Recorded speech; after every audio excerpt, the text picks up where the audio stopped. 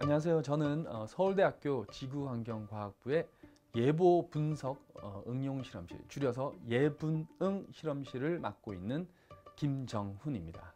네, 저희 실험실의 모토를 한 문장으로 표현한다면 예보는 과학이다 라고 표현을 하고 싶습니다.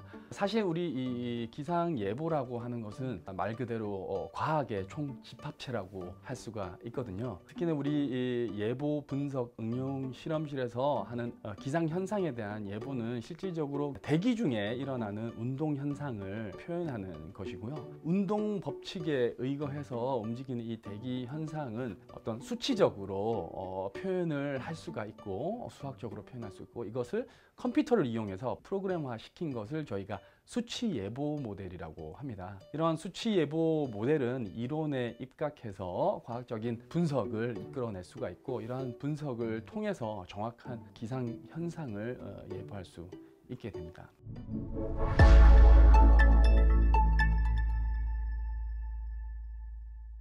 안녕하세요. 서울대학교 지구환경과학부 예보분석응용실험실 석박사 통합과정 2학기 차인 김정회라고 합니다.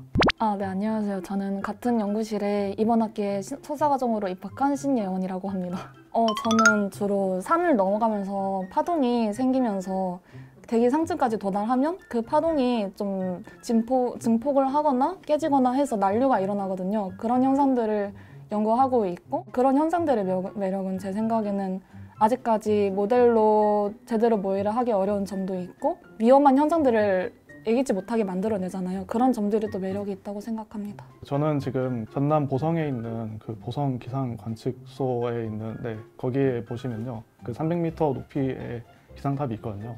거기에 달려있는 치키를 사용해가지고 한반도에서 발생하는 저고도 지역에서 발생하는 난류의 특성을 지금 보고 있습니다. 저고도 난류 자체가 굉장히 어렵기도 하고, 그 전 세계에서 굉장히 특별한 지역에서 저희가 이론을 바로 적용할 수 있는 그런 정말 이상적인 지역에서만 연구가 돼요. 그런데 그 보성 같은 경우에는 그런 지역과는 다르게 그 근처에 해양도 있고 뒤에 산도 있고 해가지고 좀 더 복잡한 특성을 볼 수 있고, 장차 한반도에서 저고도 난류에 대한 좀 예보 시스템을 구축할 때 그런 점에서 정말 중요하게 사용될 수 있는 연구라고 믿기 때문에 제가 기여를 할 수 있다는 점에서 일단 가장 큰 매력이 있다고 생각합니다. 저희 연구실에서 추가로 하고 있는 연구 중 하나는 비행기가 순항하는 고도인 그 지역에서 발생하는 난류인 그 청천난류에 대한 그런 특성도 보고 있거든요.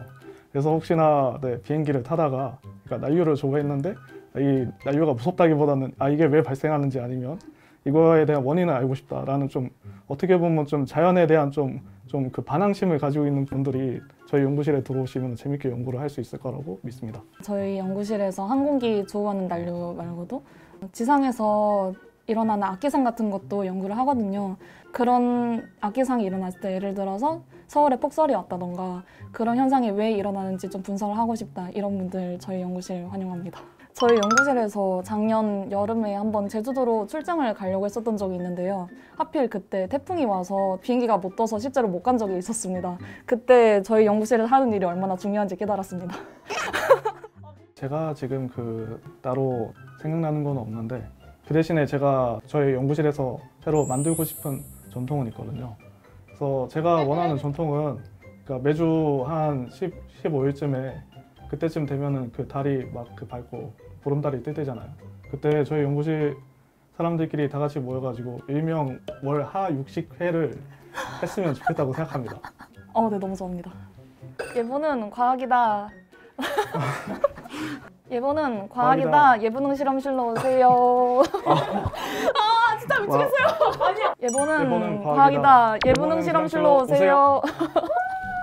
연구에 있어서 가장 큰 매력이라고 하면은 실제 우리가 이해하고 있는 어떤 물리적인 법칙들을, 이론적인 어떤 배경 지식들을 실생활에 적용을 해보고, 실제 실생활에서 관측되는 여러 가지 기상 현상들과 이론의 백그라운드를 둔 예보, 일종의 수치 모델을 이용해서 구현된 어떤 현상들의 차이를 이해를 함으로써 수치 모델에서 구현된 예보가 얼마나 다르고 현실과 그리고 그 다른 이유가 무엇인지에 대해서 이해하는 것이 첫 번째 굉장히 재미있는 그런 어떤 포인트가 될 것 같고요. 즉 이론과 관측 사이에서의 간극을 이해를 한다라고 보시면 될 것 같습니다. 두 번째는 이제 저희가 이제 날씨 현상 또는 기상 현상들을 다루다 보니까 실제 저희 실험실이 이제 컴퓨터를 많이 사용을 하는데 컴퓨터를 사용하면서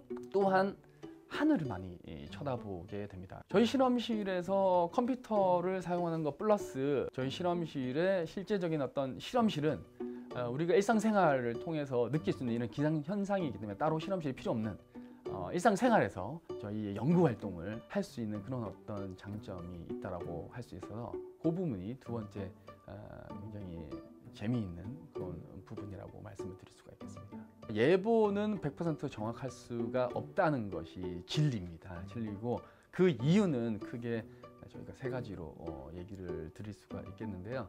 첫 번째는 아까 말씀드렸던 우리가 이론에 근거한 수학적인 어떤 지배 방정식을 컴퓨터 프로그램을 이용을 해서 수치 모델이라는 형태로 구현을 하는데 그 컴퓨터로 구현을 할 때 필연적으로 발생되는 컴퓨터 계산을 통한 이산화에 의한 오차는 저희가 피할 수가 없고요.